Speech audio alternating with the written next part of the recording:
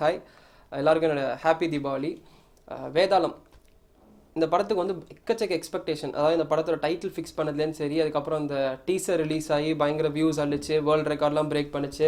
அதுக்கப்புறம் சிறுத்தை சிவாவும் அஜித்தும் செகண்ட் டைம் வீரம் என்கிற பிளாக் பஸ்டருக்கு அப்புறம் செகண்ட் டைம் ஒன்று சேர்றாங்க. அப்புறம் நம்ம அனிருத் தலையோட டைஹார்ட் ஃபேன், அவர் வந்து ஃபர்ஸ்ட் டைம் தலைப்படத்துக்கு மியூசிக் போடுறாரு. இது எல்லாத்தையும் மீறி வந்து ஸ்ருதிஹாசன் ஃபர்ஸ்ட் டைம் வந்து அஜித்தோட பேர் பண்ணுறாங்க. லக்ஷ்மி மேனன் வந்து சிஸ்டராக நடிக்கிறாங்க. ஸோ தம்பிராமையா இவங்க எல்லாத்தையும் மீறி இந்த படம் வந்து ஒரு பெரிய எக்ஸ்பெக்டேஷனை க்ரியேட் பண்ணதுக்கு ரீசன் வந்து அஜித் அப்படிங்கிற ஒரு ஒன் மேனுக்காக தான். ஸோ இந்த எக்ஸ்பெக்டேஷன்லாம் இந்த படம் வந்து சாட்டிஸ்ஃபை பண்ணுச்சா அப்படின்னா லைட்டாக இல்லைன்னு தான் சொல்ல முடியும். இந்த படத்தோட கதை அப்படின்னு பார்த்தீங்கன்னா எல்லா தமிழ் சினிமாவில் 25 கால தமிழ் சினிமாவில் நீங்கள் இது வரைக்கும் பார்த்த கதை தான் யூஷுவல் தங்கச்சி சென்டிமெண்ட் க்ளீஷ்டேல அஜித்தை ஃபிட் பண்ணால் எப்படி இருக்கும் அப்படிங்கிற ஒரு எக்ஸ்பெக்டேஷனை நீங்கள் இந்த படத்தை போய் பார்க்கணும். வித்தியாசமான கதையை வச்சுருப்பாருலாம், தயவுசெய்து இந்த படத்தை போய் பார்க்கக்கூடாது.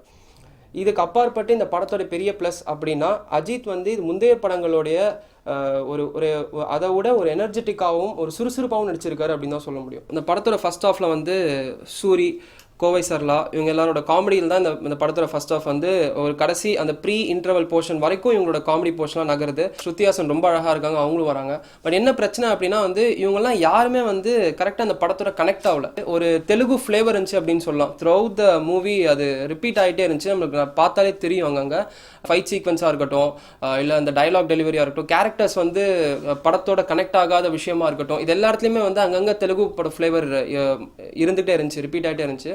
இந்த படத்தோட ஃபர்ஸ்ட் ஆஃப் முடியும் போது செகண்ட் ஆஃப்ல ஏதோ இருக்குடா, ஏதோ வருவான்டா, வேதாளம் வருவான் அப்படிங்கிற அந்த ஒரு பெரிய ஒரு எக்ஸ்பெக்டேஷனோ அந்த மைண்ட் செட்டை வந்து நம்ம கிரியேட் பண்ணுறது ஒரே ஒரு ஆள் தான் அஜித் சார்.